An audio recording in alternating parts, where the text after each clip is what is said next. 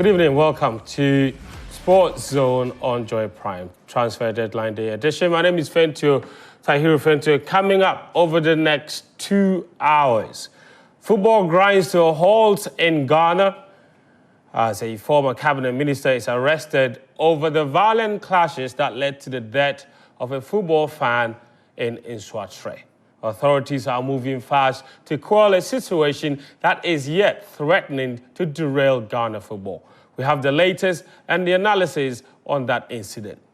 Over in Europe, well, Manchester United's slump continued under Ruben Amorim as Ghana's down citizens and Mo Salah continues to make history with Liverpool Football Club. In La Liga, Atletico Madrid and, of course, the biggest competitors, Barcelona, took full advantage of Real Madrid's slip to close in on the La Liga title race. And in Italy, it was a last-minute goal from Inter Milan that rescued a draw for them in the Derby della Madonnina. That will all happen in the first hour of the show. And then the second hour of the show, we'll get into transfer deadline day stories. Who has gone where, who is going where, and for how much. We will have perspectives from around the globe, all the latest updates, and all the most insightful analysis. We have them here for you on the show. It's live and interactive.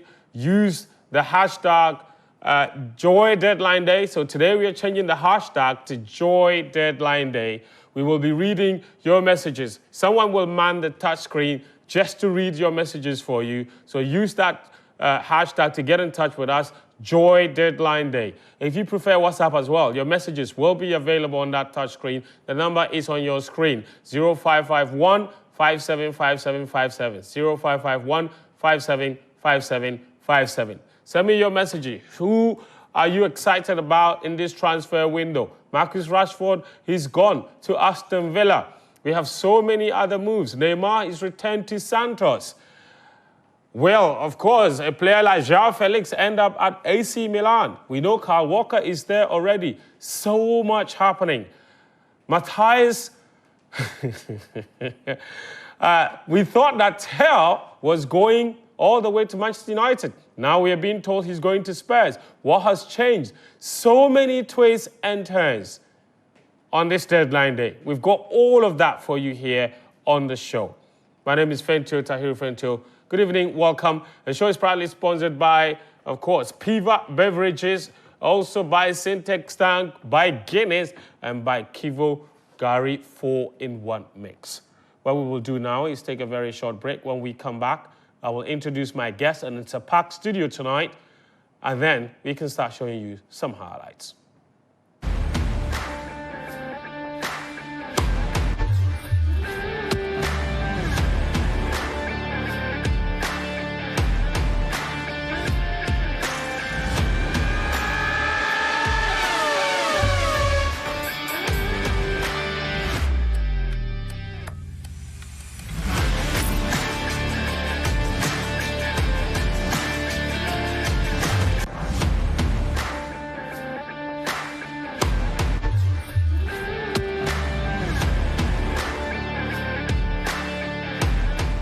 All right, welcome back. This is Sports Zone on Joy Prime. My name is Tahiru Fentio. The show is an extended version tonight. We're doing Transfer Deadline Day all the way till 11 p.m. Wherever the deal is happening, we have it for you. We have a live update column on that touch screen.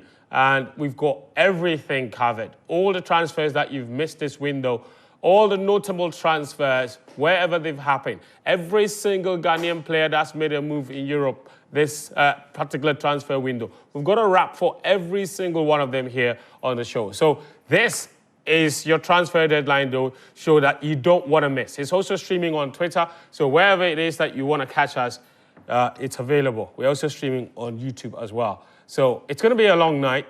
Do stay with us. We'll keep you awake because it never gets boring here. With these two, Sichofe, Philip Achrim, and Daniel Cranting. And then, guys, welcome to the show. Thank you very much. You guys good? Yeah. And then, of course, Achuta Maklo. Swag monster. Swag monster. Swag. Hey. Oh, man. Original swag monster. Man. What a guy. It's a full show. Yeah. It's a full show. Champ, welcome to the show. Thank you. By the way, people see us going through our phones a lot on the show. Yeah, we're live looking show for today the... because Yes. transfer deadline day. So you see me doing a lot on the tablet. What do you see on the tablet? It's deadline day, man. A lot of things. Yeah. And also live matches. Also live matches happening that we are following. Yeah. You know, Cagliari playing against Lazio, Chelsea against West Ham, all happening live.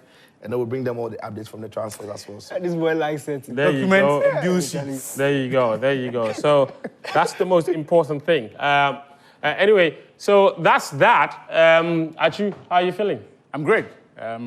We've all recovered from what happened yesterday. So yeah, I think we're much better now. Okay, fair enough. So listen, there's only one place to start tonight. We promised all of you with perspectives, because today, because of the nature of the show, we need to really move things very quickly.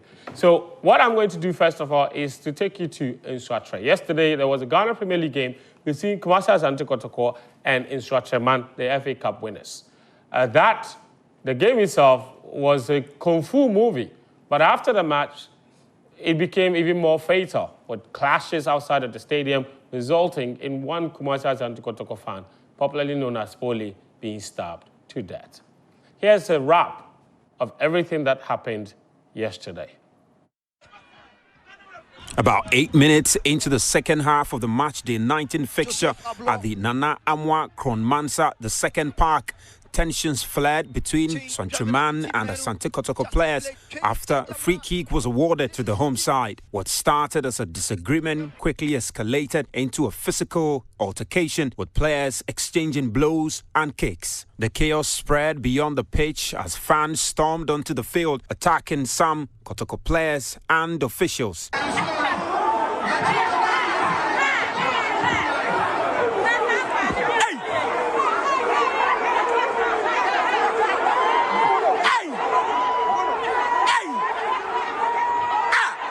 The match was subsequently halted for over 30 minutes as the violence continued in the stands. Eventually, order was restored and play resumed, but not without consequences. Asante Kotoko was reduced to 10 men after 2 red cards, while Nswatre picked up only 1 red card, going on to win the game by 1-0. But the violence did not end with a final whistle. Outside the stadium, angry fans reportedly attacked Kotoko officials, journalists and supporters. Tragically, one Kotoko fan, identified by fellow supporters as Francis Frimpong, alias Pole, was fatally stabbed, leading to his untimely death. An eyewitness of the scene shares more details. On the right side of me,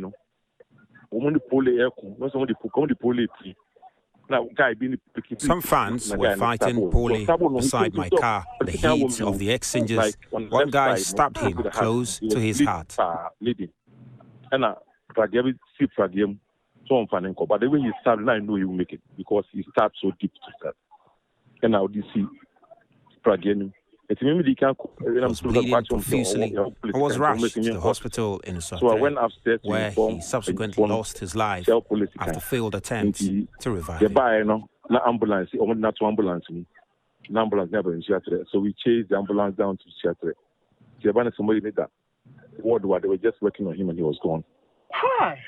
In a statement, Asante Kotoko strongly condemned the act of violence and called on the Ghana Football Association and the police service to launch a full investigation. The club assured its full cooperation with any enquiries into the matter. Meanwhile, the home side in Nswatre, while condemning the incident, rejected allegations of being complicit. This latest development is yet another black mark on a league already struggling with low patronage and dwindling sponsorship. More significantly, it is a setback to ongoing effort by the GFA to eliminate hooliganism from Ghana football. All right, so that's the lowdown from yesterday. Since then, a lot has happened, okay? And we will give you a chronology of events. This morning, the Ghana Football Association sent the head of security to Nswatre to investigate what happened. And a few hours ago, the police provided an update on the matter. And the update is that 3 persons have been arrested, including the bankroller of the team and the former cabinet minister, Ignatius Bafo-Awuah, who was the former employment and labor relations minister. He's also the bankroller of the team. He was accused largely by Kotoko fans of instigating the fans by his use of incendiary language. So the police have arrested him along with 2 others, one of whom was in possession of a firearm with 15 rounds of ammunition. That's what the police found in his residence. But we've pieced together that police statement in yet another report. So take a look.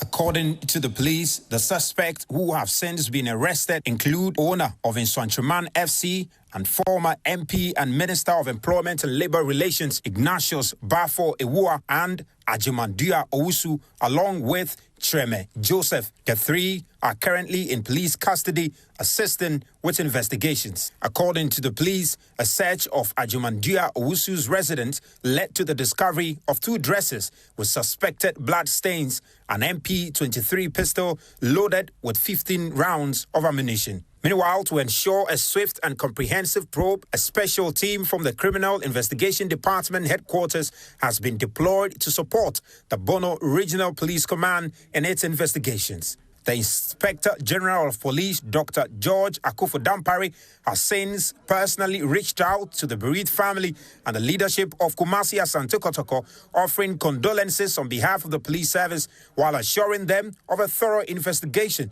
to bring the perpetrators to justice.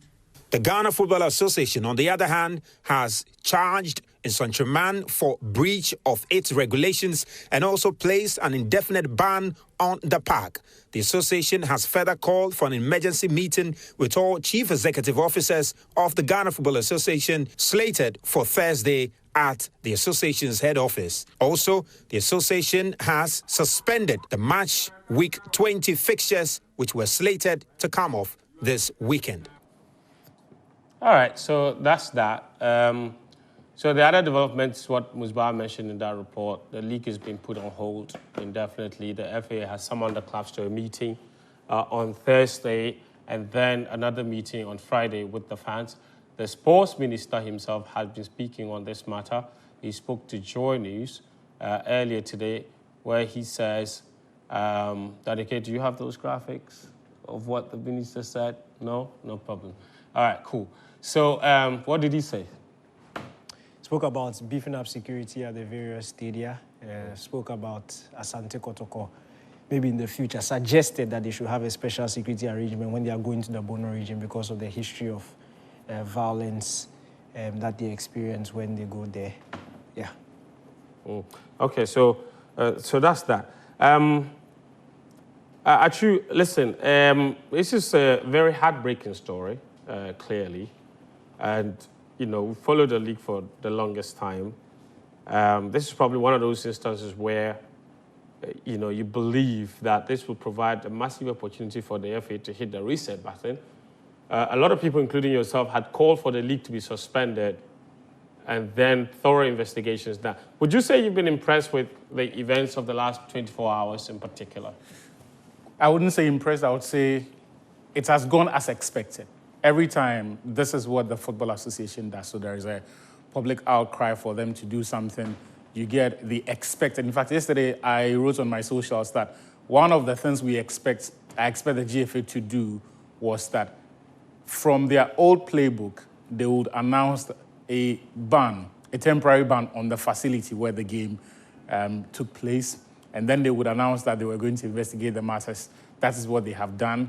They've moved a step further by charging, I think, 10 players, although some of the names are quite suspicious because from the video, everyone saw Samba as one of the guys who was trying to actually restore calm.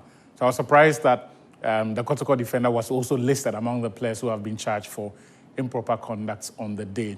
But by and large, this is what they have done. But the GFA's history in handling this is what takes away any confidence that I would have that they will clamp down and go hard on this because remember the Wamanafu issue?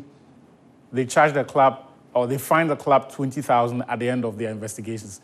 But for Kwatano, when they assaulted referee Maxwell Hansen, and some of the referee later came out to say that some of their fans even played or tampered with his private parts, again, it was 20,000. when the same in Swatraman, 20,000, BA United. So maybe someone needs to slap the FA out of this fixation with just finding clubs 20,000. In effect, they have not done enough. I mean, they have not been deterrent enough in the sanctions that they hand out to offending clubs. That is why I have said that, look, we perhaps would have to look to the sports ministry for salvation in this particular matter, because if the FA cared about the products, they should have anticipated this. Earlier today, we all saw the video of how the now deceased went on national television to go and apologize to Nswatraman FC and ask them not to do essentially what has happened to him. Because apparently, he had received death threats from, he says, up to 10 supporters of the club. And after assessing that situation, he felt the need to go on national television and then apologize. He did that, and that was before this match. Now, before his apology on television, the GFA itself had found reason to charge Nswatraman for breaching Section 16 of Article 42, which essentially talks about matchday security protocols for their game versus Mediama Sporting Club. So between these two issues, the GFA should have known that there is an issue with Nswatraman and the security protocols that they observe for their match day. And also because someone had been threatened. I mean, there was a threat of harm here, right? Whether or not you believed it, but it had been communicated to him. And the gentleman said he believed it because one of the people who confronted him was someone who had actually saved him in the past. And he says, because of that, he knew this time it was credible. So how the FA did not take this seriously only goes to confirm their attitude and their posture towards some of these things. And it is the reason for me, I think our only chance of salvation is with the sports minister. A lot has been said about the clout that he has, perceived or real. He has to bring it to bear, right? In terms of prosecution, look, what was already a complicated matter just got more complicated with the arrest of Ignatius Bafo-Egwa. Big-time politician in the past. He's exactly the sort of individual who has intervened to stop the rules of justice or the dispensation of justice in matters like this. Those who will attempt to free him and interfere with the rules of justice or derail it would even be more powerful. So that even further complicates things. And we're hoping that Kofi Adams will summon all the clouds, all the relationships that we're told he has in addressing this matter. But beyond that also, we need to see a certain departure from the 20,000 and the stadium bans. These clubs don't make money from gates proceeds or ticket sales anyway. So if you say that someone who's making zero, running into losses from their gates proceeds, you are asking him not to admit any funds, they really are not going to feel the pinch. If you ask Nswatraman to pay 30,000 or 40,000, Bafo-Egwa can pay that in a week's work. That is not going to bite, and that is why repeatedly these things happen. So he needs to force the hand of the Ghana Football Association and also make significant changes to the matchday protocol. Take the responsibility away from the clubs, because as it is, no matter the agreements they have with the Ghana Football Association, they would only invest as much as they want to. And the seriousness they attach to these things depends on the severity of the match and how they feel. Okay. So all of those are things that need to be addressed. And we're hoping that the sports minister will show leadership. All right. So listen, and the sports minister spoke today. Achu says that he's the last hope of salvation. Were you impressed by his reaction so far? Well, by the moment, there isn't much he can do. I think that his reaction was, it made sense. There's an association in charge of football. He has to gather his facts. He has to gather his take the advice of now the police, because they are handling the matter. But then when he has gathered all this information, then we will know exactly what he as a minister will do. But I think that this issue is an issue where the ministry has to have to put their necks right deep into it. In fact, it has to evolve around them and, the Ghana Police Service, because it's moved on from just being a football shame that we've been accustomed to for so long to a criminal matter. So that is where Ghana Police comes in, and then the whole sector has been marred by this incident. But I think it gives Ghanaians But I'm going to say that it should give Ghana an opportunity to reform things. But we've seen too many warning signs that we have overlooked. And I have my doubts if this incident is the breaking point for Ghana, because I don't know what more should happen in this country for us to take things seriously. Because we've had a national stadium disaster. Now we have one person who has been murdered at a game. And listen, there have been pockets of incidents all around the country as far as football is concerned, and we've not dealt with it. But all of that comes back to how we have, in the last 2 decades or so, not paid attention to the sport in itself. Because for me, even if the culprits are arrested, it doesn't solve the problem. The problem is that human beings can be deviant. Human beings can be, in quotes, silly. Human beings can be what this person that the police is investigating to get do, but you need to put in systems and structures that deters people from doing this. And one of those things at every match venue is the facility itself. It's where the away fans will sit. It's where the home fans will sit. It's how they are checked before they get into the stadium. It is all the materials around the stadium, right? That makes the place safe for people to go. And when you say these things, people think it's a stretch. People think, oh, you're asking for too much. No, we are not asking for too much. It's actually the barest minimum for any serious country that wants to do sports. So there's a reason why when you go to other places, away fans and home fans don't mix. There's a reason why when you go to other places, when the games are done, they are telling away fans to stay in the stadium till after a while. And then we need to now have to start having a proper, because some of these facilities that we play our games, they are just not good enough. There are security risks, They are. Look, when you go to a place like this, even for the players, the pitch itself, it's a massive security risk. Absolutely. And the fans can access the pitch. We saw it in the video. They can access the pitch. The missiles can fly onto the pitches and what have you. So for me, we need to have a general look at, we don't have to look at this issue in isolation and say, let's get the corporates, it will deter people from doing it. No, we need to put in preventive measures, because you can't predict human beings. What you can predict is the likable actions that people will do and put in the measure to stop them. Otherwise, we are back here again. DK, so now lots of actions have taken place already. Investigation started, 3 people arrested, including the owner of the club.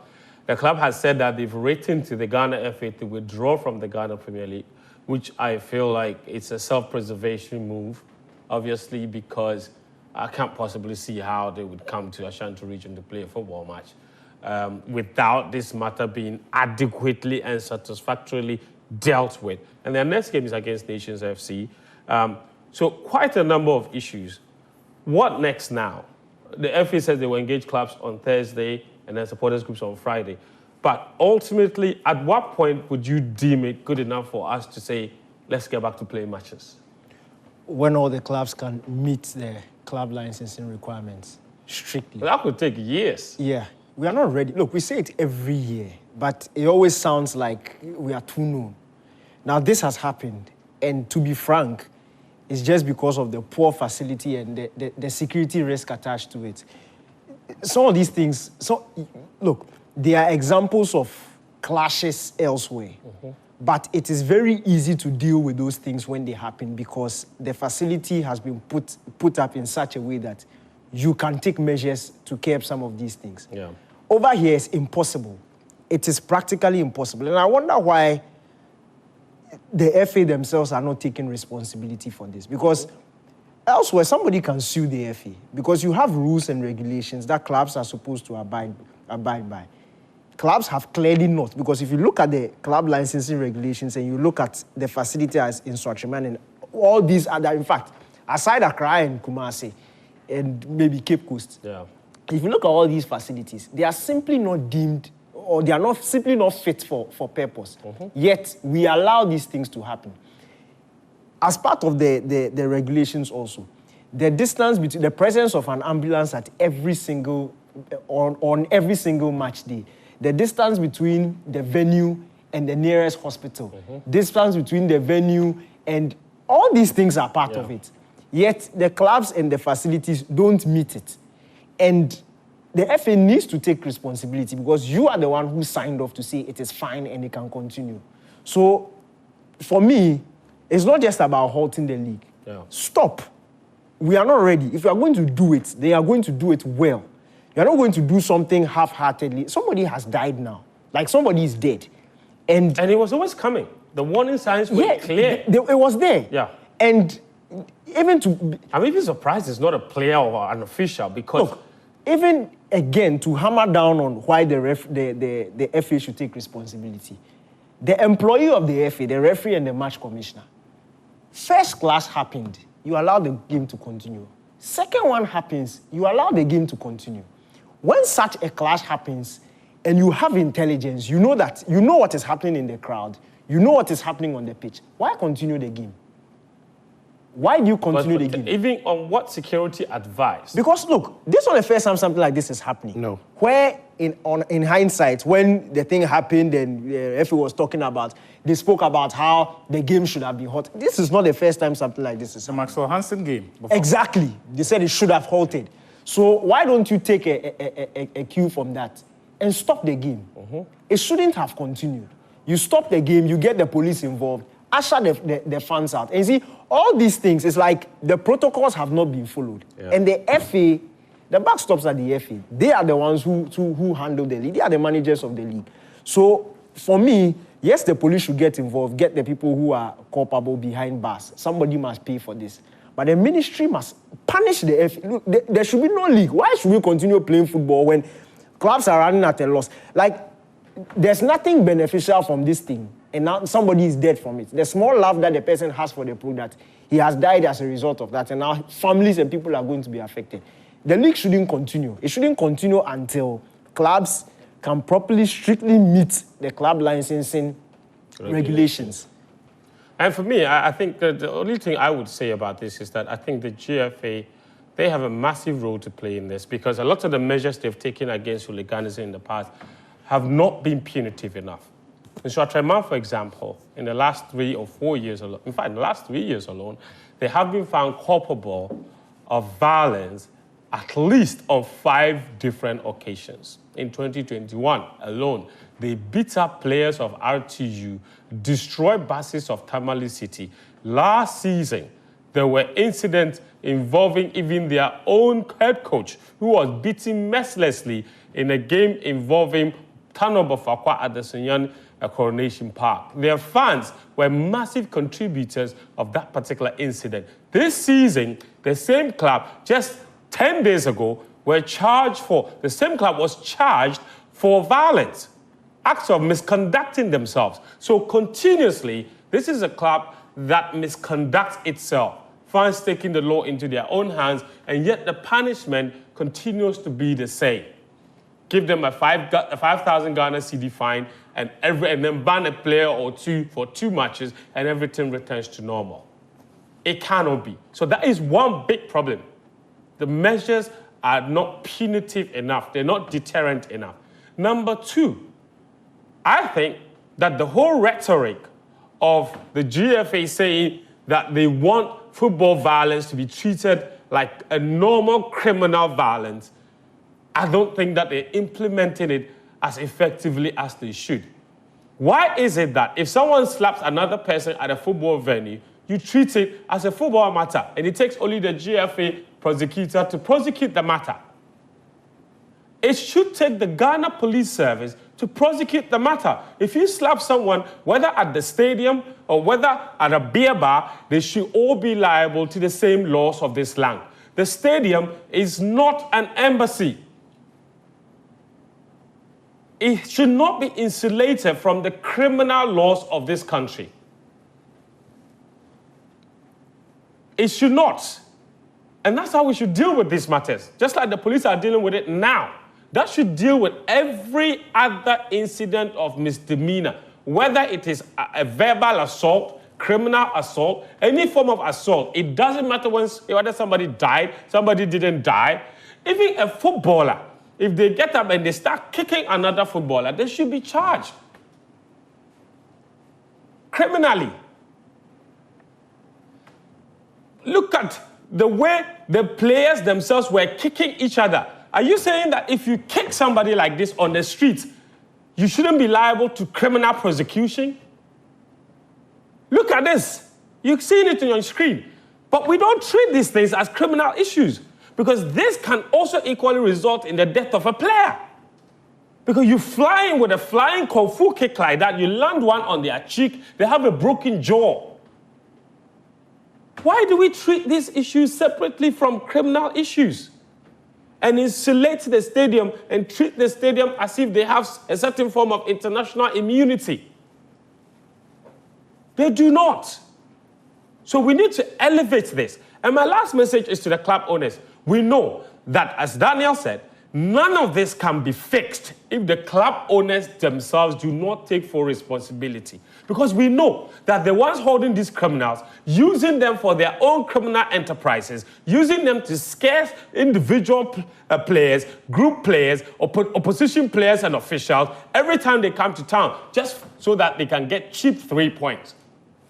Because if they arrest somebody today, the fans will be the same people that will go to the owner and say, Chairman, yeah, be my, oh yeah, supported team, you know. They hide behind that to conduct criminal activity. And so the fans and the owners, nobody is willing to give them up. Nobody is willing to say, this guy is the bad guy. This guy did something that is unacceptable. And so you notice they are never able to catch 1 or 2 fans, specific people. Look at what happened in last season involving this very team, Swatterman. Maxwell Kunodu, the head coach of the same team, was in hospital for 2 weeks. They said they had launched an investigation. What became of the investigation? What happened? Nobody knows. Maxwell Kunodu could have lost his life.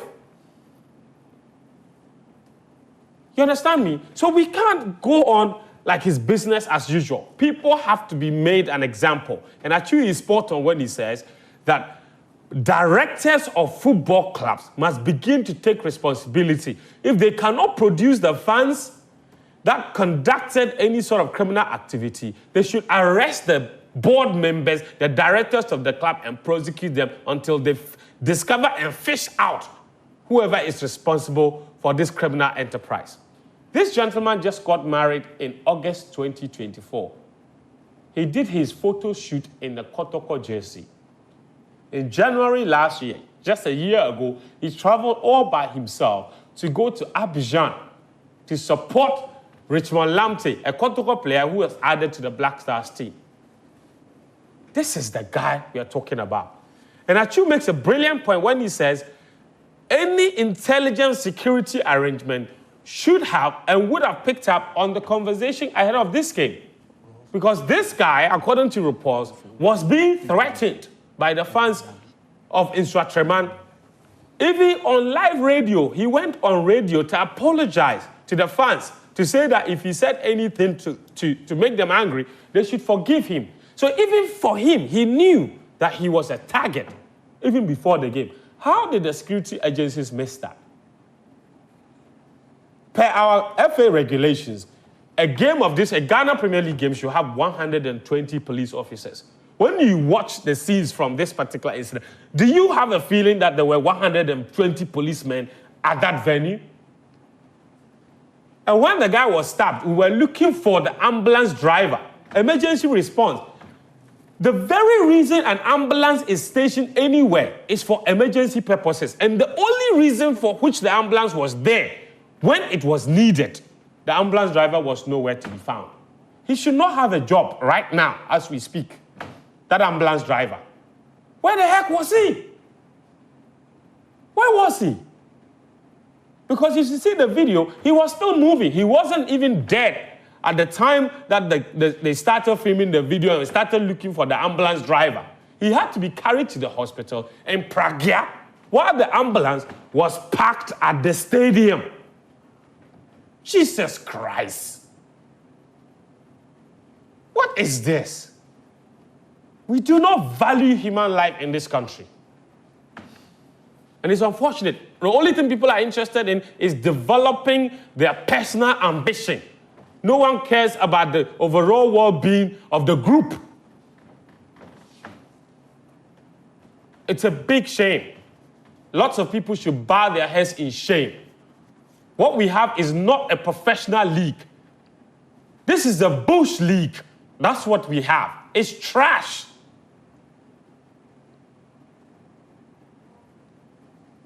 Football should be a family affair. Would you take your wife and kids to go and watch a game of this nature when you can't guarantee your own safety? We are struggling and crying for spectators. And yet, you see, the Ghana Premier League has become like a chore. You understand what I mean? You know what a chore is? Who likes doing chores? Do you like doing chores? Nobody likes doing chores. It's like, oh, today, let's fix the matches, let's play and go. No one cares about value. No marketing activity, no TV broadcast rights, no sponsorship, nothing. And you call this a professional league with people who are running this professional league.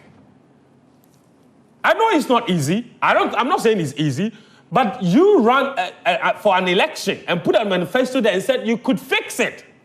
Why haven't you fixed it? It's been 6 years, blood. 6 years. And the league is worse from when you took over. Compared to when you took over, it's far worse. Probably 100% worse.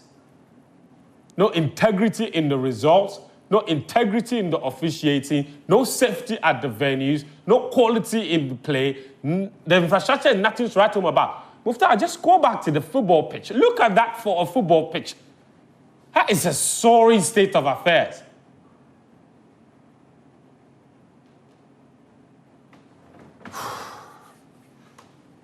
Let's go on. Mufta, let's go to England, okay? Let's go to England. I'm tired. Let's go to England.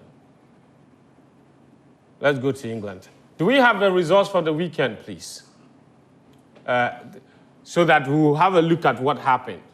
I know that Kotoko remained top of the table.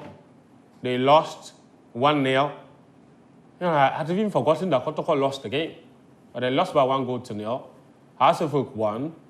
And Kotoko remained top of the table. Nations FC are also in there. Gold Stars have the same points as Kumasi and Kotoko, but they're only second on goal difference. They failed to win over the weekend. Anyway, we're going to go to England now and talk you through quite a lot of matches that happened over the weekend. I want us to start with a match that happened yesterday. Manchester United, Ruben Amorim, the disaster of a run continued. Yesterday, they lost at Old Trafford, Crystal Palace, in a shocking result that's now piled pressure on new manager Ruben Amorim. Take a look at the highlights. Let's talk Premier League action now. Chicho, you've been monitoring the Chelsea game. What's happening there? Okay, we are into stoppage time, 91 minutes. Referee has started 7 minutes anyway, but Chelsea are leading by 2-1. West Ham opened the scoring through Gerard Bowen, and then Chelsea equalized through the substitute Pedro. And then there's an own goal from Aaron Wan-Bissaka from a deflected shot from Cole Palmer, but it was awarded as an own goal to Aaron Wan-Bissaka. Okay, so at the moment, Chelsea are holding on to... On their way to victory. Yeah. All right, fantastic. Bright says the risk in the Ghana Premier League far outweigh the dividends therein. Life being lost through it, I don't get it. Joy Deadline Day stories coming through quite a lot, and I'll be updating you all throughout the day. Suke says Man United is a frustrating club, man. These players have clearly proven not to be good enough. That's a different system. What makes it difficult now is the club simply doesn't know how to sell, and Indians are broke AF. Amorim will be the last person I blame. Send us your messages on Twitter using the hashtag Joy Deadline Day. Lots of transfers. Celtic have agreed to sign Jeffrey Schlupp on loan from Crystal Palace. His contract is expiring in the summer, and he's undergoing medical in London ahead of that move. So Ghana's Jeffrey Schlupp is off to Scotland, leaving Crystal Palace to join Celtic. Aston Villa, they've agreed a deal to sign Axel Disasi on loan from Chelsea until the end of the season with no buy option, so he will return. Chelsea have also recalled Datro Fofana from his loan spell, and then Lloyd Kelly has joined Juventus on loan from Newcastle United with an obligation to buy. And then you've got Kelechi Iheanacho, who's also moved to Middlesbrough on loan from Sevilla until the end of the season. Marco Asensio, you remember him. He's joined Aston Villa on loan until the end of the season, and he joined them from Paris Saint-Germain. More of these deals coming up in a transfer deadline day segment. But let's talk about Guinea's match day, the analysis from the Premier League. DK, lots of games we've gone through on the highlights. I don't know which one you want to focus on today. First off, Mohamed Salah.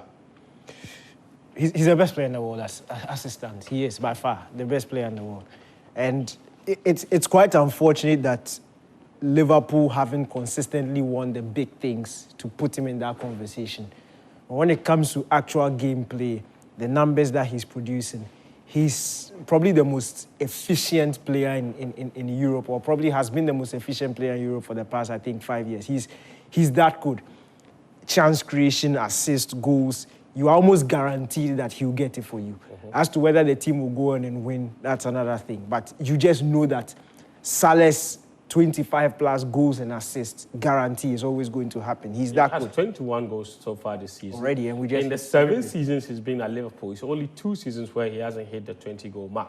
And those 2 seasons, he's got 18 goals and 19 goals. Yeah. Every other season, he's hit at least 20. That is ridiculous. It's crazy. And it just shows how good he is. I don't think Liverpool were at their best against Bournemouth. Obviously, we expected it to be a very difficult game. Yeah. I think quality-wise, Bournemouth just fell short when it mattered most. And it's been like that with the story of Liverpool's tough games this season. The opponents just fails to show up, and then Liverpool capitalize. And I always say that's the mark of champions. When you get your chance, you score. You look at the goal Salah scored to kill off the game. That wasn't a chance. But with Salah, it's almost a guaranteed goal. And when you have players like that, when you want to win the title, you need players like that with that killer instinct to be able to kill off games when it matters. And luckily for Liverpool, they have Mohamed Salah to do that for them. Let's talk about our featured game. Manchester City against Arsenal. I think, given Man City's form, the result wasn't so surprising.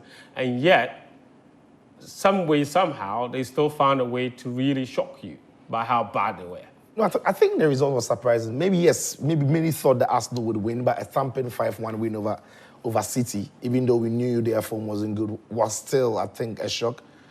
At the Emirates, I thought Arsenal were going to get a job done, but listen, 5-1 is massive. Yeah. Look, I think we spoke about it before the game, and we just knew that in the middle of the park, City were going to struggle. And Declan Rice had an incredible game on the day. I thought he was for me on the pitch the best player. His timing of the press, his angle of pressing, his pass selections, his energy when he was carrying the ball. And he was just bullying everything through that midfield for Arsenal. I thought it's one of his best games I've seen him play in that Arsenal shirt. And in the end, it turned out to give them that massive victory.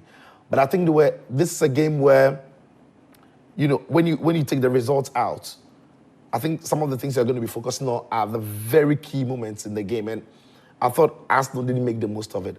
For example, when the game started, the first goal that Arsenal scored or City conceded was a giveaway, if you ask me. Stones shouldn't be picking Akanji out in that position. Akanji shouldn't be trying to control the ball in the way he was trying to do with 3 Arsenal players on his side. Credit to Arsenal that they initiated the press, they won the ball, but City should have dealt with the situation a lot better. The moment Arsenal scored that goal, City were unsettled. And for the first 20 minutes or so, Arsenal could have had more. And even when you relate it down to the "can have a chance," Arsenal could have gone in front by 2-0. But credit to City, they bounced back. Getting to the end of the first half, they did bounce back. They got control of the game. They started asking some questions of Arsenal. Then, early on in the second half, Erling Haaland scored. I think at that point, where it was 1-1, City were the better side. And they had momentum with them. And you wonder if that goal could have taken them to the next step. Then another big moment in the game happens. Phil Foden trying to be ambitious, trying to square the ball to the far side. Thomas Partey brilliantly picks it up, scores a goal, and then everything deflates. So I'm thinking that even though City were not great, those 2 huge moments, they were huge moments because when you think you have the momentum and you've just considered a goal that you considered from Thomas Partey, it can derail you. And from that point on, Arsenal didn't look back. It was City who were trying to chase the game even more, try to be a little more adventurous. Arsenal were very comfortable to invite them on and try to hit them on the break. But again, it's some of the quality positioning of the Arsenal players on the pitch that was immense. City just couldn't get close to the Arsenal team. When you look at the Lewis Kelly goal, for instance, it was 4v4 for City and Arsenal in the corner on the left-hand side. But it's just that City couldn't get close enough to the Arsenal players and they could whisk away from them. Again, Declan Rice, wonderful pass to, Nwaneri, and he's scoring a goal. I thought maybe Ortega should have done a lot better. But ultimately, credit to Arsenal for the application and the show of character in that game. Fantastic. DK, you've got some more things you picked up from that match that you want to show us? Yeah, Sijo spoke about positioning, and for me, it was Arsenal's use of the overload. We see it time and time again, but in this game, for me, it was just particularly very interesting to watch.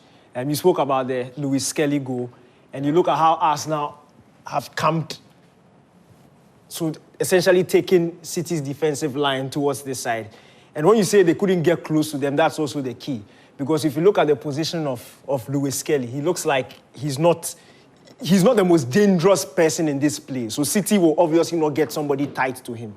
And again, look at the run that Odegaard is making. So for the City defenders in this situation, this is their concern. Right here. Vardy will be looking at Odegaard. They're all looking at the Arsenal men close to the box. As it stands, the goal scorer, who is Lewis Kelly, is not the most dangerous man. You know your opposition and you know who can cause you harm. Mm-hmm. But the midfield positions and the central positions that Lewis Kelly picks up, really impressive. We've seen it time and time again. In fact, he is almost very similar to what Zinchenko used to do for Arsenal. Mm-hmm. But I think he has a bit more physicality and drive when he picks up the ball and a bit more assurity to his game. So the pass is open, he picks it up, and it's the 10 for me. Once he picks it up, 10s, and all of a sudden, that 10 makes danger. He takes the ball on the 10. He takes the ball on the 10. Allows the ball to roll. And all of a sudden, there's danger for Manchester City. And you don't know whether to close him on his left-hand side. And to be frank, on paper, the Man City defenders did what was right. They tried to close him down and force him to the right side because that is his weaker foot. Yeah. But unfortunately for them, Skelly was able to get that strike in and get the goal. But it all started with... Poor goalkeeping? Poor goalkeeping. I thought it was stronger hand to it, especially because of the weaker foot of Skelly. But again, that started with Arsenal camping Manchester City on that side. Then we look at the one-year goal again. You talk about the overload. We see Arsenal concentrating on this side, and all of a sudden it frees up one-year. But it's the vision and the pass from Declan Rice that makes this goal, because they could continue a couple of passes, because we saw this movement a lot of times in the first half where Martinelli was free on the right-hand side, yet they were not picking the pass. But this time around, Rice spots him, and it's an instant long ball. And again, we talk about the overload and the willingness to get a runner to take defenders away. So you look at this run from Timber. Yeah. Once Nwaneri picks up the ball, he knows Nwaneri is going to go inside on his left foot. But his job is to take a defender away from him and create space for Nwaneri. So once he comes across, all of a sudden, you see a Savinho, who is, I would say he was poor in his defending, but the City fullback who is behind Savinho, it takes him towards the run of Timber, and it opens up the space for Nwaneri to hit the shot. And then obviously this was a super shot for Nwaneri to get the ball in the back of the net. But this is what we are talking about. So Timber comes in, he makes that run in behind, takes the fullback away, and then Nwaneri has a free shot to just tuck it in the back of the net. And for me, that was brilliant. And again, you talk about the Kai Havertz goal. Once the pass comes in, and I want you to look at the run of Kai Havertz. Once the pass comes in, he could easily make this run here. He could easily be making this central run here and encourage the 1v1 between Martinelli and his man. But because he decides to go on the other side and cause an overload. So this time around, what Havertz does here is causes a 2v1 against John Stones. And this puts Akanji in a very precarious situation because he can see the run of Odegaard coming. He can see Odegaard coming this way. He can see, this is Odegaard making this run. He can see him on his blind side. But should he stop and focus on Odegaard or help out his central defensive partner, who is John Stones in this situation? And that's the confusion there. But once play resumes, you see Havertz is able to get the ball. He cuts back. And before Akanji is able to close in, because of the confusion with the Odegaard run and the 2v1 that was caused. He's a bit late to closing, and Havertz is able to find the back of the net, which I thought was a super run and a super finish from him. But this, you spoke about the Partey goal, and for me, I think if this was another team, Foden would have made the pass. I think Partey was exceptionally smart in this, and unfortunately we don't get the back view from this, but he started anticipating and making the move behind the referee. Oh. So that was he was hiding. He was hiding behind the referee. So that was on Foden's blind side. If you look at the camera angle from Foden's POV, he is seeing his man. I think it was Mamouche who was free on that side, and all of a sudden, Partey is just sneaking behind the referee, anticipating the pass. Once it's made, he pops out behind the referee and picks up the ball. So that's Partey, picks up the ball, and all of a sudden, he has space, time, and we know he has the technique. Yes, it was a deflection, but he had to be on target for it to hit the back of the net. And it was, for me, it was brilliant anticipation from Partey, hiding behind the referee, sneaking past it, making the interception and hitting the ball. And you could see that everybody was screaming shoot when he had the ball. Yeah. Because he's got a reputation for it. Yeah. But again, one of the things that would have disappointed Man City faithfuls, and when I was watching, I was surprised, was that when City have used Erling Haaland's physicality, they've often had some joy. And we saw them when they played against Chelsea. Yeah. When they play the ball into him quick and early, he enjoys the physicality. I know Gabriel and Saliba are strong, but Erling is strong as well. The one time City dinged the ball into any space in that box, he was there to score. Yeah. Makes me wonder why Pep Guardiola's side, they don't try that enough. Makes me wonder why. Because when they are passing the ball around, it's not working. And you've got Erling Haaland and you're involving him. You need to try to... Because when you hang the ball up in the air, he's so good with his movement. And when he gets to the ball, or he causes conviction in the box, when he gets to the ball, he most often than not scores. So I think that is one of the things that was a real letdown, because the Arsenal back line was so stubborn that it was impossible to thread balls through. Yeah. I was thinking, after Erling had equalized and he had gone down by 2-1, they would have resorted to crossing the balls early into the box, but that is Pep. You keep the ball on the turf. All right. That's it. Thank you, Daniel, for Guinness Match Day. Listen, your messages are welcome. The WhatsApp number is on your screen, 055-157-5757. Send us a message. Musbah will join us to read all your messages for you. Also, use the hashtag Joy Deadline Day to get in touch with us. Okay, you can see it in the background, Transfer Deadline Day. So use Joy Deadline Day to get in touch with us, because that's what we are getting into now on the show. The show is proudly sponsored by Piva Beverages, also by Guinness, by Syntex Tank, and Kivo 4-in-1 Gary Mix. So we'll take a short break. When we come back, we're zooming straight into Transfer Deadline Day.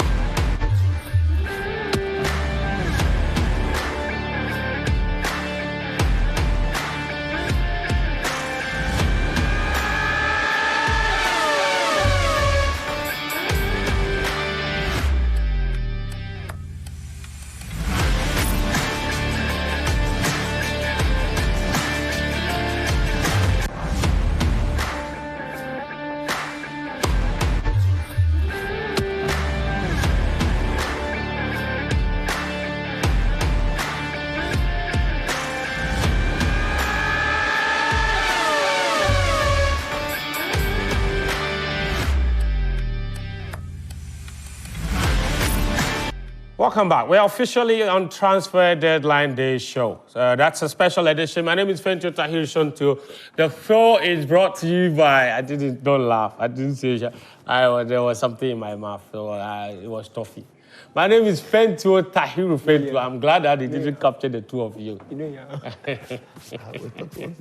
Welcome to the show. It's proudly sponsored by Piva Beverages, producers of Piva Water, Syntex Tank, solving all your water storage problems. Kivo 4-in-1 Gary mix, Amagari Sokis, I had a day. They're also by Guinness here on the show tonight. We are looking at all the major transfers from across the globe. And the man that's been keeping a track of that, plus all your messages on social media, is Razak Musbao, who's joined us. Razak, welcome to the show, man. Thank you, friends. You okay? I'm good. So much. Charlie, yeah, there's so much happening. Yeah. Listen, there's not a lot of time to waste. So let's go through your WhatsApp machine so far. Yes, so we have messages the there. first message coming here. It said, Dear Fento, please allow me to send audio because I can't express my feelings about what's happening in the local league very well while typing. He wants to send an audio message. Try and send a text. This one says, little did I know. Okay, that's a whole passage, isn't it? Yeah, it's a whole passage. Is it a birthday wish? Or an anniversary wish? Yeah, I think it's something like that. Very long. But if it's an anniversary wish, well, nice couple. There it is. Okay, fair enough. Go on. This one says, good evening to you, Mr. Fentio, and your guys over there. Can Ghana football gone bad to the point that I don't even want to watch? This issue of hooliganism has been happening and nothing have been done about it. Why wouldn't it continue? Ghana football is in a big pit and duty bearers are sitting aloof. May God have mercy on the deceased and the family. From Jacob School inside Yeji. Where is Yeji, Fent? Yeji is where? Which part of Ghana is Yeji? No idea. Okay. Fifi Aite says, hi, Fent. You are on point. Cantona was faced with a criminal charge of assault, which he admitted to, resulting in a 2-week prison sentence, although he was freed on bail pending an appeal. This was when he kicked a Crystal Palace fan at the Selhurst Park over there. So this one's also from Obed McCoy from Medina. Hello, friend. Can you guys please give me one advantage of this league to the country or the players? Football is changing economies elsewhere while killing people here. The league is not even attractive to me in my single room here at Medina. How much more an investor? No proper sponsorship, no marketing, no security. The pitch, the environment, and the style of play is a risk and security threat to these players. In fact, ban this thing from this country. He called the league this thing. Yeah, man, this thing. Good evening. I think Pole died from the stab as much as he did from the poor emergency treatment in stadium. What will happen if we stop playing football? Let's do just that. And that's King Fahad. He had some very strong words. Yeah, strong words there. Anyway, a quick one. This one from, is he, okay. I thought he was trying to say Sicho and he said Tisu, but it's called Tisu from... Teso Sulemana. It's from my village. Bamboy, it's right there. Okay, Teso Sulemana. Thank you. First time I'm hearing the name, honestly. Yeah, because from Bamboy. See the way I emphasize it. Yeah. I mean, if I see somebody from my village, I'm interested. They said if Manchester City defended their trophies the way they defend their goal, they'd have lost the Premier League to a Sunday League team by now. That's an interesting one. Yeah, people are just jabbing Man City there. So good evening, guys. I hope you're doing well. Please, Barcelona update. If you're looking for transfer, we'll see what we can get for you as far as Barcelona is concerned. Given the sports zone, it seems we as a country have not learnt our lessons from the May night disaster. It's unfortunate we lost a life again. Happy Chelsea won today. Greetings to all Chelsea fans in Ghana. Chelsea won. Goes to... That is Castro Steve from China. Okay. China. It's in the Upper East region. Oh, yeah. Yes. China reminds me of China, the MP. China, not Chinia. Chinia is my MP. China, it's a town in the Upper East region. Okay. Yes. Castro Steve. All right. Exactly. All right. Chelsea won 2-1. A comeback victory against West Ham United. Graham Potter wanted to do some, but we cut some small. He said, Another bad weekend for Ghana football. Whether rain or shine, that's all we have. So let's support the GFA to make things better. Ghana football will rise again. Mensa from Takoradi. Full of support for the Ghana football. This one, still on Chelsea. Chelsea's back to his position. Maresca should be careful about selection of his first 11. Chelsea with some fire emojis there. So Chelsea back into the top 4 ahead of Manchester City, while Man United languish, trying to avoid relegation. Hi, Fent. My heart is seriously saddened over the act of the Saint-Germain fans. I mean, how can they go to that extent? Medrin. Someone nowadays, even in my village, Bandai. Bandai. Bandai. That's Karim's village. Ooh, nice. Bandai. You don't see this kind of act, but our security sector to have a problem. Joseph from Bandai. Hi to Karim. Sending greetings to my people at Bandai. Yeah, sure. So those are the messages. Thank you, Reza. We'll come back to you for more messages. All right. But let's do transfers now, because there's quite a lot happening as well. I can tell you that Willian has also made a move. Fulham have re-signed Willian.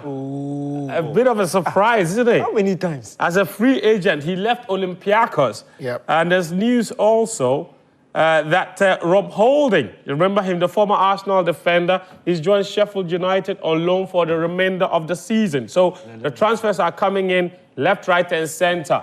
Join us with your thoughts on Joy Deadline Day. Musbao has a wrap of all the transfers that have happened so far this season. But there's been quite a lot of transfers also involving Ghanaian players this January transfer window. Lots of Ghanaian players have moved around in Europe a lot. So we've put together this wrap capturing all of them in this piece. Enjoy.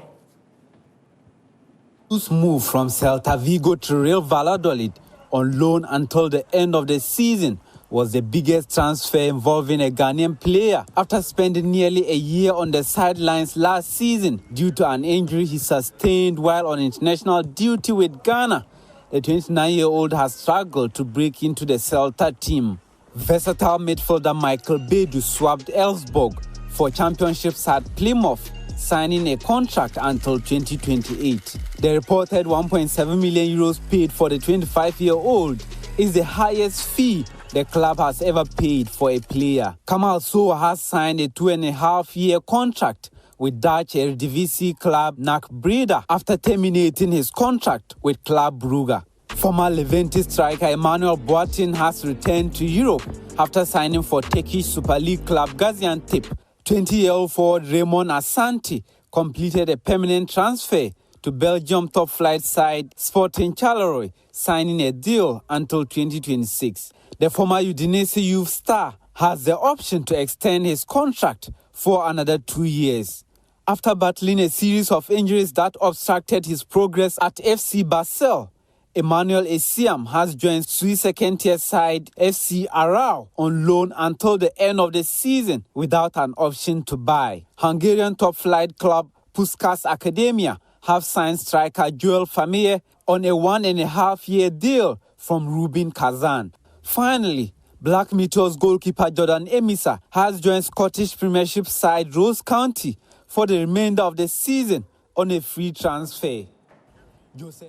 All right, so lots of transfers. Celta Vigo, Joseph Edu leaving to go to Valladolid. Listen, Sicho, which of those transfers are you most excited about involving Ghanaian players? Well, I think Joseph Edu needed games. After that injury of his, he needs game time now. So getting on that transfer to go to a team where perhaps maybe he's been assured of game time is what he needs. And we wish him the very best. He had a very terrible injury. To recover from that, at times it takes a while, or maybe if you're not careful, you don't get back to the same player that you were. But maybe then with game time and playing a club where maybe there's not much pressure, you can rediscover that, because at the moment it looks like Ghana, we need every Black Star player to be firing at all cylinders to give us any hope or whatsoever to qualify to the World Cup in the US and Mexico and Canada. What's happened to Kamal Soa? He was supposed to be one of the saviors of the Black Stars, the new generation Black Stars players. He's sort of faded into oblivion now. He's had to terminate his contract at Club Brugge. And now he's gone to NAC Breda in the Netherlands. Yeah, wasn't getting playing time at all, and I'm sure that's what influenced his absence from the Black Stars. And look, not the Dutch Eredivisie has served Ghanaian players well in the past. I'm just hoping that he goes there, gets enough playing time, gets back to his best, because he's really good. He can play on the left-hand side, he can play behind the striker, he can play as the main striker. You need that versatility in the team, and those are the sort of players that most coaches gravitate towards. So hopefully he can get back to his best at NAC Breda. But I'm really excited about the ACM transfer. For me, he's one of the most promising midfielders we have in the country. Strong, very good reading of the game. He has an exceptional passing range.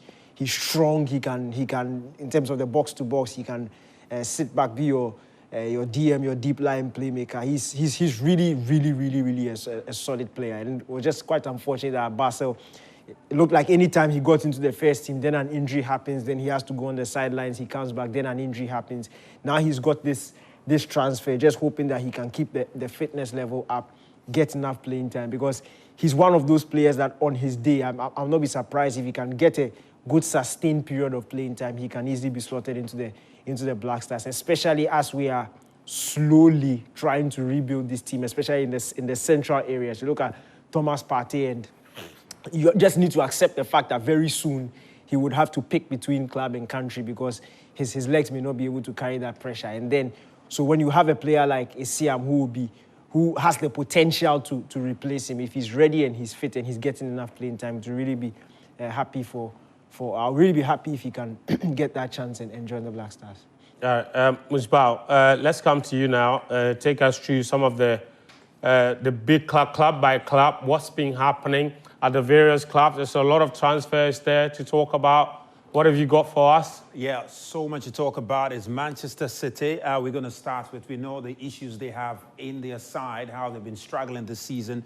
They've made a few signings, and of course, we saw that earlier this month. Well, you just look at this youngster they got from River Plate, Claudio Echeverri, fee not disclosed, but then they got some few other defenders, particularly Kusanov there from Lens. We saw him feature in their first game against Chelsea, big player. And they also got Vitor Reis. Of course, he hasn't featured yet for the club, but big move for Manchester City. This transfer window is Omar Mamouche, the winger who's joined them, featured twice so far this season. Was in the game against Arsenal yesterday, didn't quite impress, but hopefully they will see more of him in the course of the season. In terms of exit for Manchester City, I think the big one there is Kyle Walker, who has moved on to AC Milan. Picked an injury. City were hoping that he will regain fitness and join them, but then all of a sudden decided that he wanted to try something new. So that's the big outing for Manchester City there. Kyle Walker's moved to AC Milan. And of course, there's this youngster, Jumar Ba, who also moved to La on loan. Speaking of Manchester City, news just saying is that they're also trying to bring in Nico Gonzalez from FC Porto. And that deal is being monitored for a fee around 60 million euros. So that could be another in for Man City before we close the transfer window. Let's go on now. Yeah, so Chelsea's also, one O'Reilly midfielder at the Manchester City squad. Chelsea's trying to see if they can snatch the youngster. So hopefully maybe the outing might be updated if Chelsea is able to seal that deal. But at Spurs, they are also busy, been struggling. They've begun to pick a few, points recently, some good games. But in terms of the signings they've done so far, Antonin Kinski, not so much of a big name, but this guy, some would think he's a Ghanaian, but not. Kevin Danso, probably the biggest signing they've had this season. Kevin Danso joining them on loan. But we know that Matthias Sterl is also on his way to Tottenham Hotspur on loan from Bayern Munich. It hasn't been confirmed. Spurs haven't announced it yet, but we know that he was on his way early in the day to England to finalize that deal. So we'll get you more on that. In terms of in Spain, we'll come to Man United because Marcus Rashford has left the club. Will Garnacho stay or not? The latest we have is that he's going to stay at the club. Nothing is going to happen as far as him moving out. Anthony has also left Manchester United. So as far as signings are concerned, at least two signings, and we'll bring you up to speed on that. But in terms of Real Madrid, all we know here is one player, Pablo Ramon, who has left the club on loan to Espanyol. And Barcelona, Alex Vale, is the only player who also left the club to Como. Not a lot of activity for Spain these two and Spanish for- clubs. No Exactly. activity at all at Atletico Madrid. None whatsoever. Atletico Madrid. Of course, we know that Barcelona were interested in Marcus Rashford, but there was a little situation there with Ansu Fati. The player was hesitant to leave in Barca, hoping that he can fight for a place at the club. And because of all of that situation, Marcus Rashford couldn't end up at Barcelona. The player was interested. It might have been the biggest signing in Spain this transfer window. For Bayern Munich, on the other hand, not so much so much big signings there. Just Jonas Ubeck from Cologne. Then they have Bajun Daboy, hope I got it right, from Los Angeles FC, also joining the squad. They wanted Nkunku, but not sure what happened there. What happened was that they were offering to bring him in on loan. Nkunku wanted a permanent move. That if he was going to move from Chelsea, it was always going to be a permanent move or nothing else. And Bayern were only interested in a loan move, so that fell through. That fell through there. So that's it for Bayern Munich. For Paris Saint-Germain, quite some decent signing. They got their man there, Visha. They got their man from Napoli for 70 million. They had to, pay a lot to get this guy. They got him there. He started playing for them. Not sure, those of you who've been watching him play, if he has impressed you yet. But in terms of their outings, Randa Kolomwani, youngster they signed from Germany, all of a sudden, he's surplus the requirement and has had to go all the way to Juventus. Scored 2 goals now for Juventus and Juventus fans. 3 goals. 3 goals Yeah. for Juventus. Interesting. So he's banging in the goals. And Juventus fans are happy about that. I saw Sicho tweet about it earlier in the week. He was happy for Kolomwani there. But for Borussia Dortmund, just some players moving from the club. Malen moving to Aston Villa and Sebastian Haller also moving to Utrecht on loan. So that's what has happened at Borussia Dortmund. No player has ended up there. Of course, we know there was a little talk there about some Chelsea players, some Chelsea players moving to Borussia Dortmund, but it wasn't quite finalized there. For AC Milan, Kyle Walker is the biggest signing in this transfer window. We know at the moment, and in fact, we've got the visuals for João Felix, has landed in Italy, and we understand the player is open to moving to AC Milan on loan. He has landed in Italy. Sky Sports just reported that, and he is going to join AC Milan on loan from Chelsea. It's a deal that will be done before the transfer window closes. So they will be getting Kyle Walker alongside João Felix, and that will be massive for them. The only player who's left AC Milan is Fode Ballo-Toure. Make that two.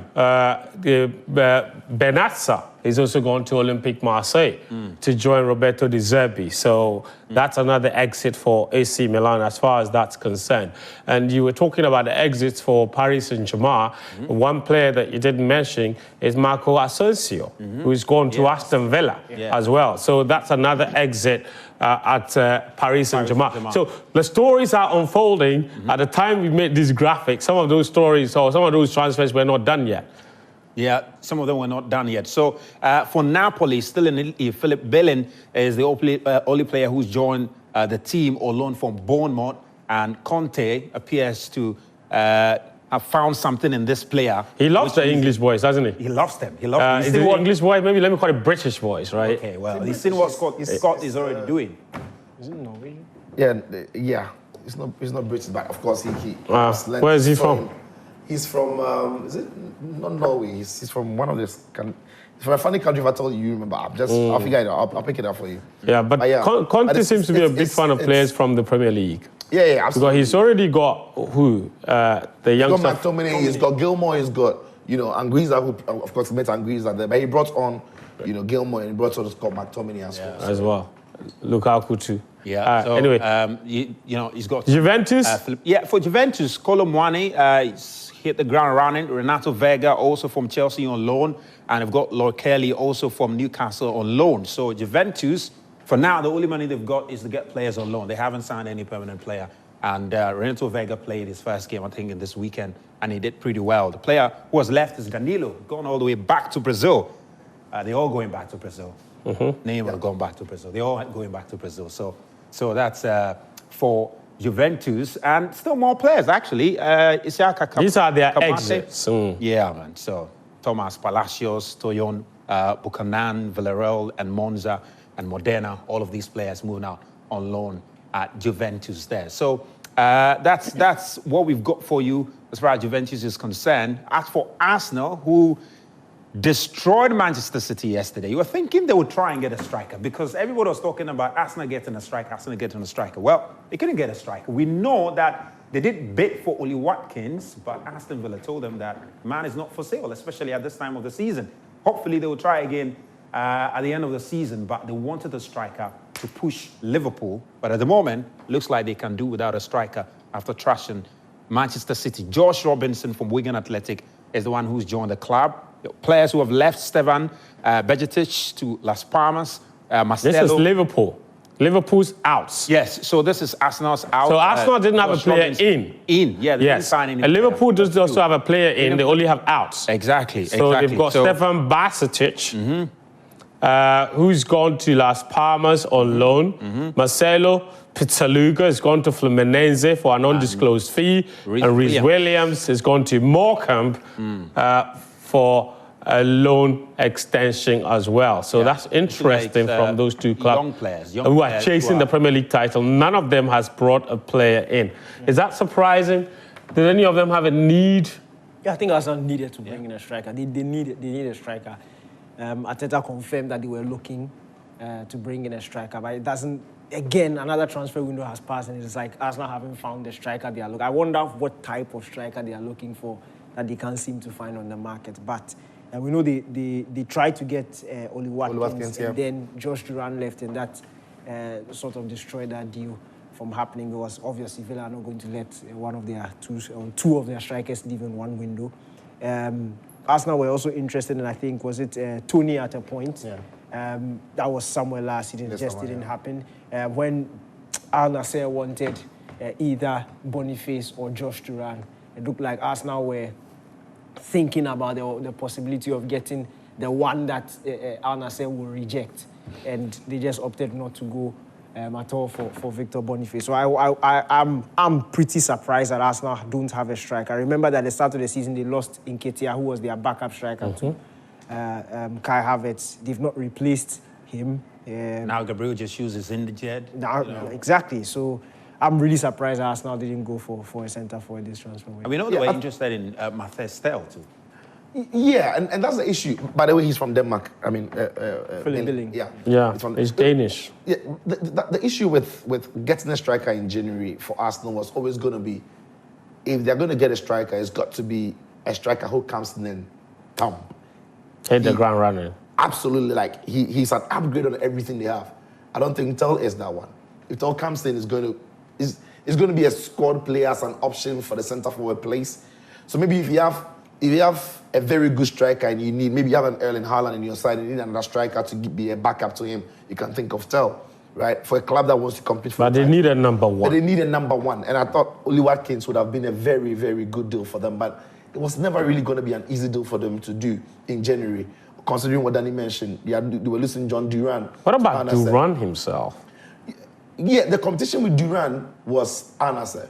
And the money that they were going to pay, Arsenal were never really going to. They were never really going to match that money. So I get why Arsenal struggled to find a suitable centre forward.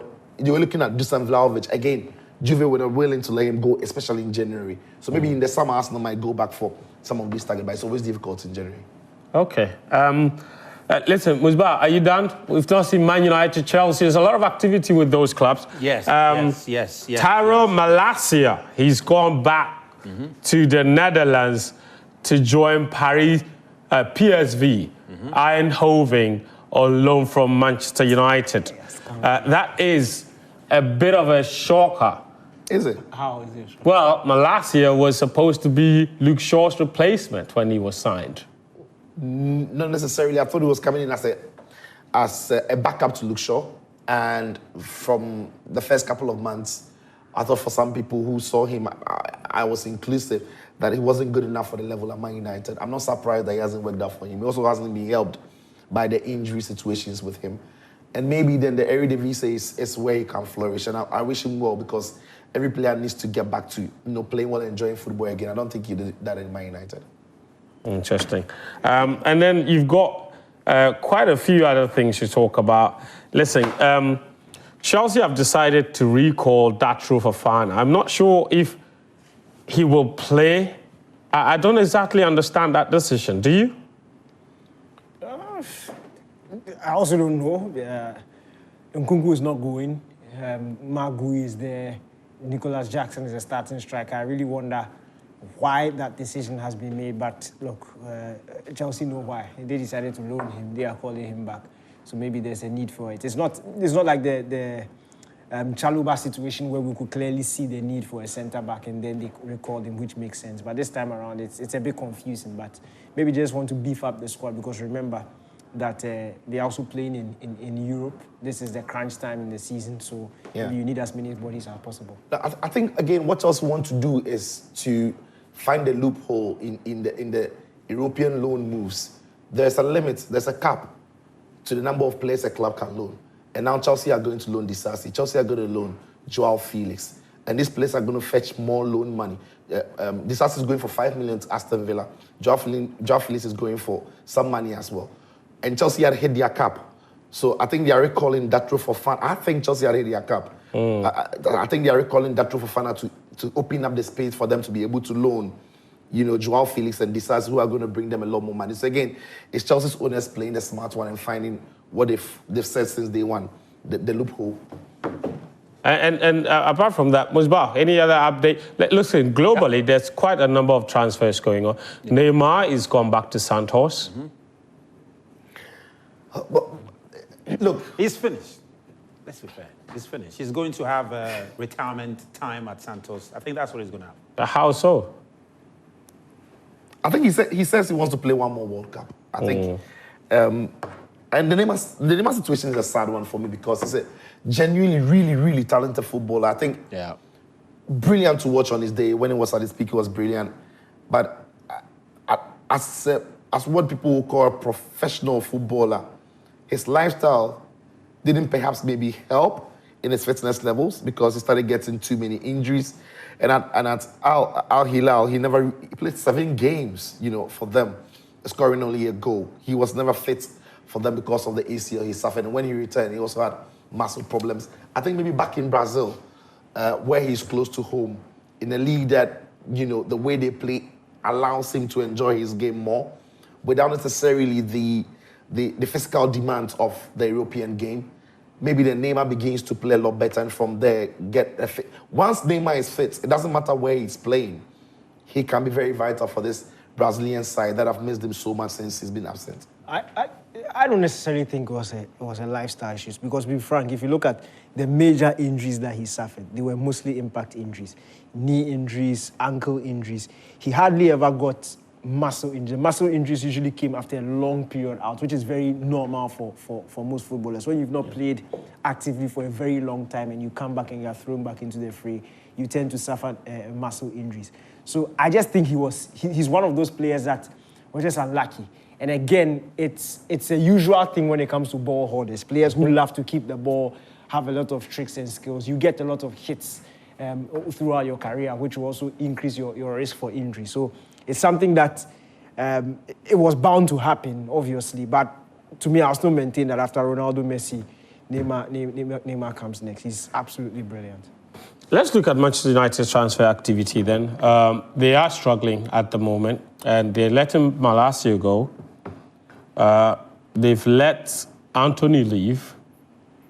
I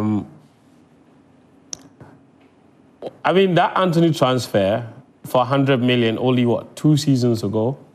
That hasn't exactly worked out, and he's been shipped off to Betis in La Liga.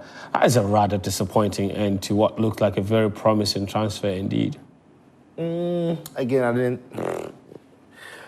very disappointing the way it turned out. I thought, again, it's a clear example of how bad Man United have been in transfer markets or in the transfer market in trying to find players to fix the problems. Anthony looked like a decent signing from Ajax, but look, when you're signing a player, you need to situate the skill set, the player's ability, the physicality into the league and the club the players come to play for. I watched Anthony for 2 months and I concluded that he was not a fit for the Premier League. He was never really a good player for the wide position where he has to take on people, get the skill. Danike, why are you laughing? I've been very consistent with this Anthony matter. People think maybe I have an issue with him. I've been, in the end, vindicated. He never really is that player who's got the best of pace to go around players. He doesn't have the skill sets and trickery to go past them.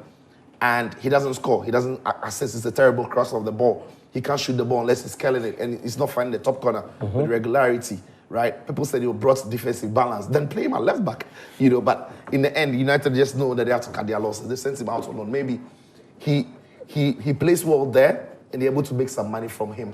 But you said it. United's transfer has been a disaster because when you're letting some of these players go, what has been the plan to replace them? You've let a player like Marcus Rashford leave the club, and maybe it's fine, he should go because he hasn't played well for the club this season, or maybe in some seasons he hasn't been consistent. But what's the plan to let Marcus Rashford leave? Because he's leaving the club, and he's leaving behind Joshua Zexi, Garnacho, Amad Diallo, and Rasmus Højlund. I dare say that put all those players together, Rashford is a better goal scorer than them, and Rashford's bar is not high in terms of goal scoring. So if you're letting him leave, you need to have a plan of replacing what he brought to the squad, right? And the club seem not to be doing that. So you're an attack, you're a man short, or you're two men short because Anthony has left as well. And then now Martinez is injured. You've not necessarily beefed at that position.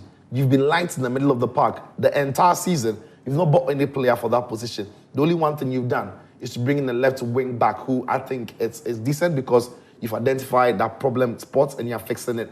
But generally, I think Ineos and whoever the technical teams, the technical brains are, or the football director brains are failing big time at this job. Because when you brought in Amorim in the middle of the season, bought him no players, giving him no time to train the players, this market would have been a real statement to see how much you want to back this coach. Because if he doesn't want to play Rashford, you've allowed him to send him away. But who are you bringing in then to fill these spots? And I think United have been, shocking as far as this window is concerned. News also coming in is Tottenham's Dragosin has had an ACL. So we understand Tottenham are in the market trying to look for another centre-back, including the Kevin Danso transfer. Because now it's been confirmed that it's confirmed that Dragosin has suffered an ACL. Martinez for Man United has suffered an ACL. And the counts for the number of ACLs keep going high and high and high. I'm not sure if Patrick Dogu is the replacement for Lisandro Martinez, or even his coming is timely following the guy's injury. Isn't he a fullback? He's a left wing back. So I think he's more for Malacia and the Shaw absence and the fact that Dalot has had to play out of position. And he's coming into a very, very dysfunctional. And that's the problem in Man United. They get promising talents, throw them into very dysfunctional teams. In the next 2 years, the cry will be they are not good enough. It's happened to almost every youngster who's come to the club. So that could also be the story of Anthony. I don't think so. I think I'll just mention that maybe one club that has been lucky with some of the transfers, maybe Aston Villa. They got Marcos Asensio in their squad. They've got Marcus Rashford in there. They've got Andre Garcia in there. And Axel Disasi coming through. Exactly, and for Villa themselves, so far you could tell that in recent games they've been struggling, but then they've got this opportunity to play in the Champions League, and I think that's what is attracting some of these players. Someone like Marcus Rashford, United, no Champions League football. Aston Villa, Champions League football. I can go and show what I'm capable of doing, and at the end of the season, I even attract a big team to come and land him there. To be fair, there were many top teams who were looking to sign Marcus Rashford. The possibility wasn't there for them in January. If he goes to Aston Villa, many top teams. Yeah, he was linked. I should say he was linked to a lot of top teams. He was linked to Arsenal, he was linked to Chelsea, he was linked to Barcelona, I should say. But the concrete ones was just Barcelona, and they don't have money. So. Well, at least it was. So I'm saying that if he plays well for Aston Villa, then maybe that could open that window for him. Because I think he's still a very highly rated footballer. Whatever you think about him, I think he's still a very highly rated footballer. If he goes there, that's where it's going to be fine.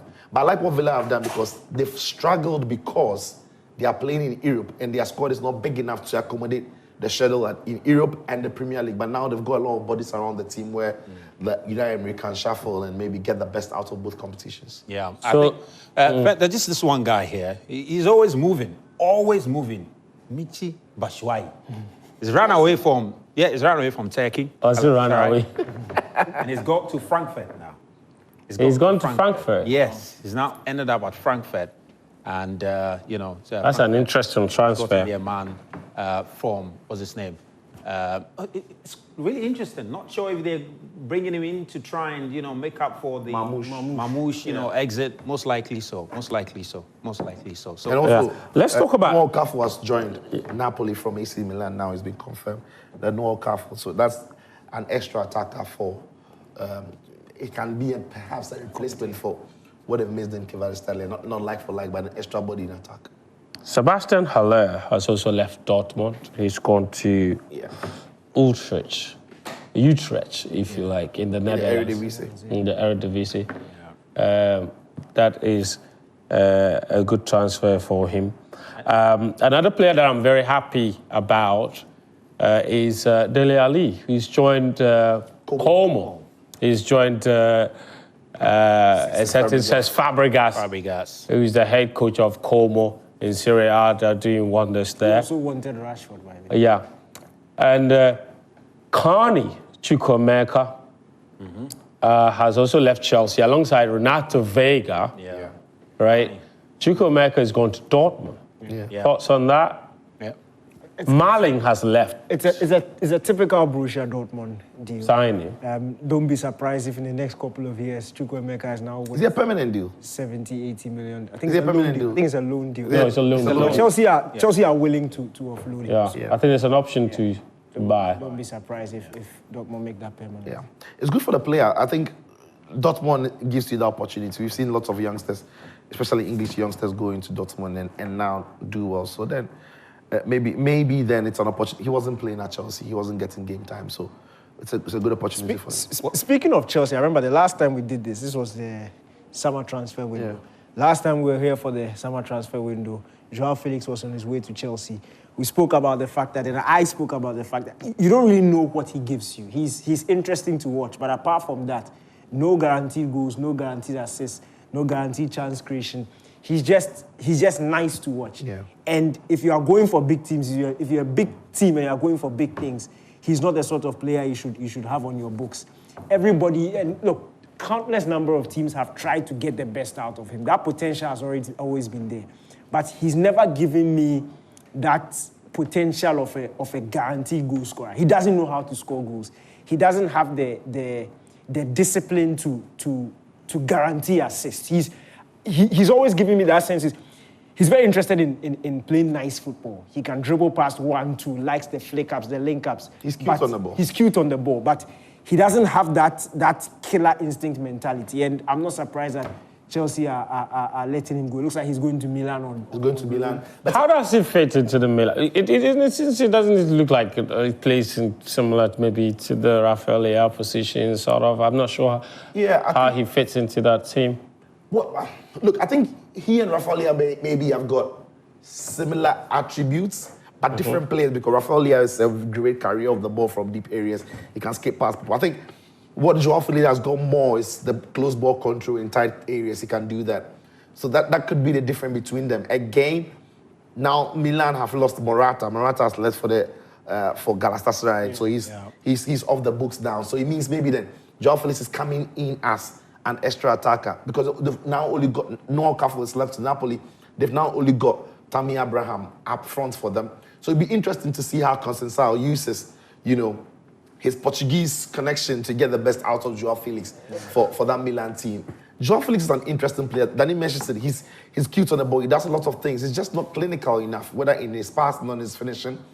If he can, he's not any younger, but if he can find any clinical edge to his game, he will be a wonderful player. Yeah. Maybe in Milan where, in Serie A where there could be some time and space on the ball at times when you play. Maybe that is where the game suits him. I thought the Premier League at times were too fast for him.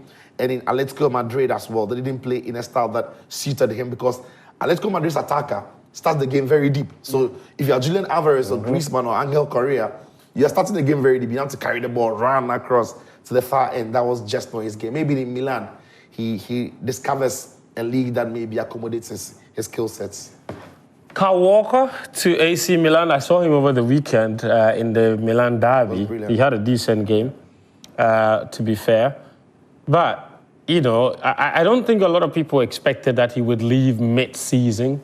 Yeah. But it happened mid-season, and he seemed like, he was asked what the conversation was like when he went and sat in front of Pep Guardiola to tell him. And it seems like he had just made up his mind. He just wanted to leave. Yeah, and I'm not too surprised because remember, he wanted to leave at the end of the window. Last season, yeah, last season. Pep intervened. He ended up extending his contract by, I think, a year.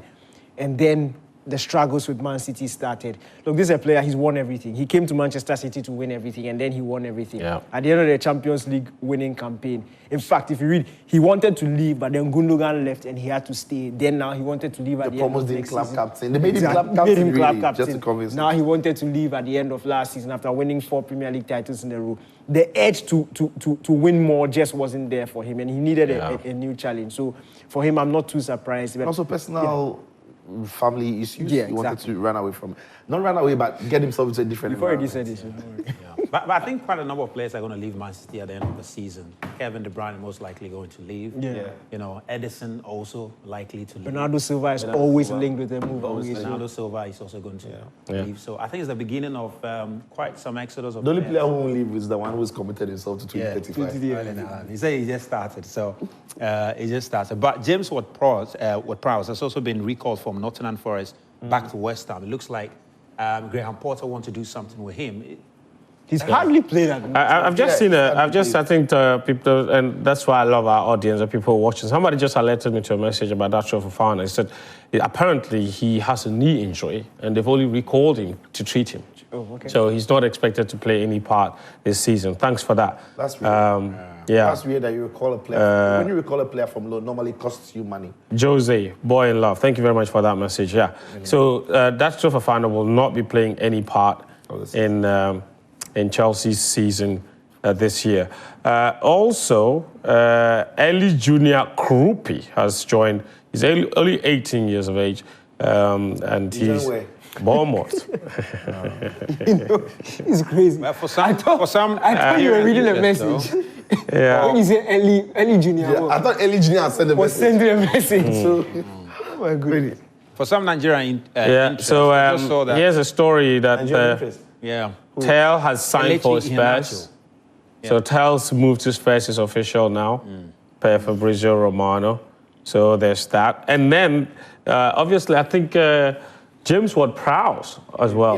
Yeah. He mentioned it's been recalled back. Yeah. It's been recalled back to his parents' club, West Ham. I think with Graham Potter, I think there's a place for him. I think there's. Nottingham Forest is never really good. Unfortunately for him, that midfield just clicked. He never really had the time to get into the side. But I'm wondering, then what do you think of Liverpool not getting into the transfer market? When you look at Liverpool team, we are into the very, very crucial part of the season. Champions League, FA Cup is going to be coming. They're in the Carabao Cup semis. They've lost the game to Spurs. You know, but they are playing the second leg at Anfield.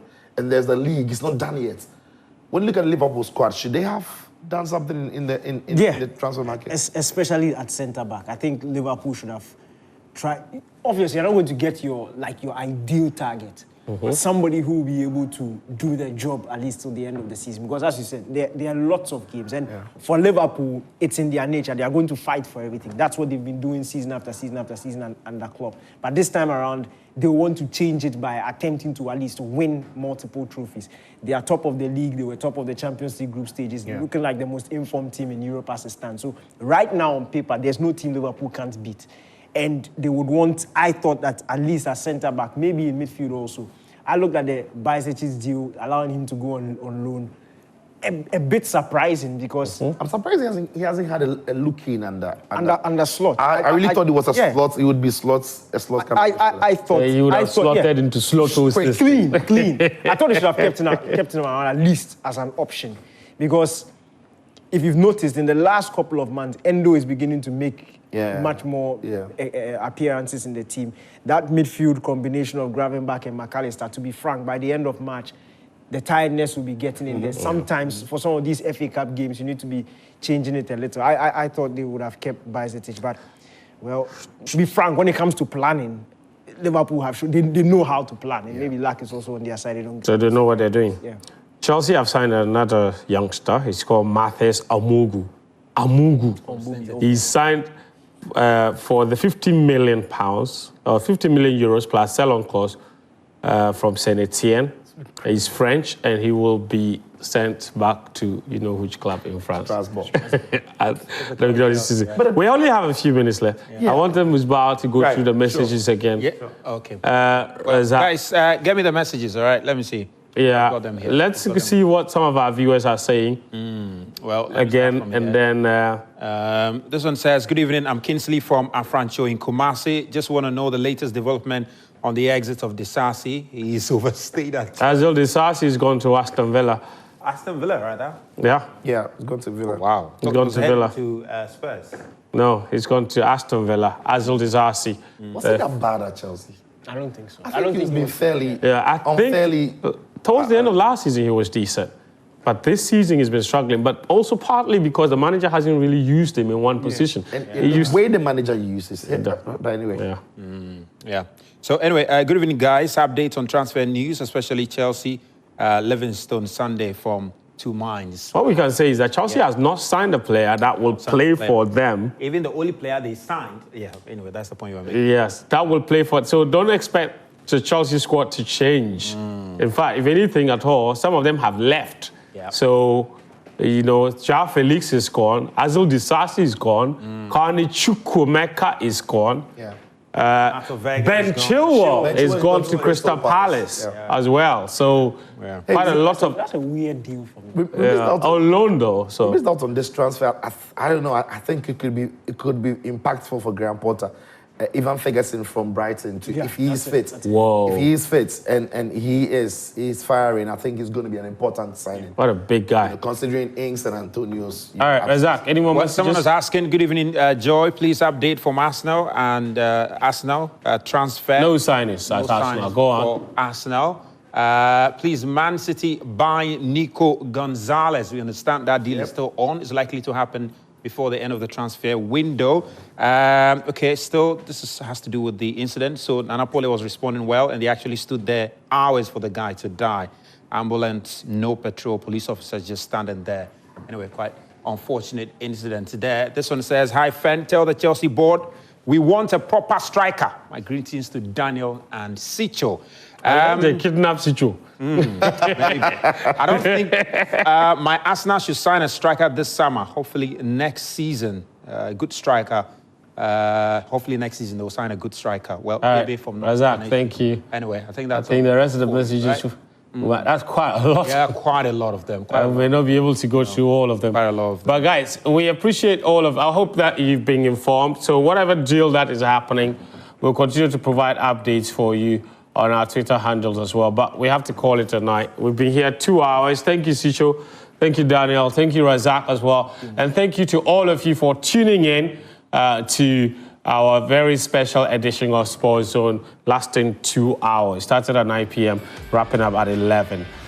We are back again next Monday with another edition of the show. Until then, very big thanks to our sponsors, Piva, Guinness, Syntex Tank, and Kivo 4-in-1 Gary Mix. My name is Fentu, Tahiru Fentu. Take care, and bye-bye.